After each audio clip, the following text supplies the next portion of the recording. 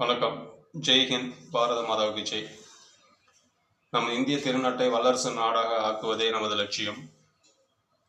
இனி வருங்காலங்களில் இந்தியாவில் உள்ள அனைத்து துறை அதிகாரிகளும் லஞ்சம் லாவணியம் வாங்குவதை தவிர்க்க வேண்டும்.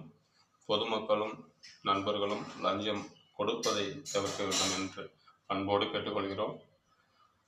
இதுவரைக்கும் உங்களை லஞ்சம் வாங்குபவர்களை கடுமையாக பேசியிருப்போம், அதற்கு மன்னிக்கவும்.